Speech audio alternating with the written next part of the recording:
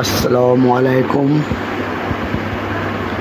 যত আমার সাবস্ক্রাইবার আছে, যত আমার আছে, অসংখ্য ধন্যবাদ তাদেরকে এবং সবাইকে, ছোট বড় সবাইকে জানাই আন্তরিক ভালোবাসা।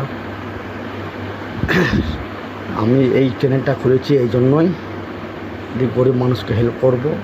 ইনশাআল্লাহ আল্লাহ যদি আমাকে তৌফিক দান করে সবাই গরিব মানুষকে হেল্প করব।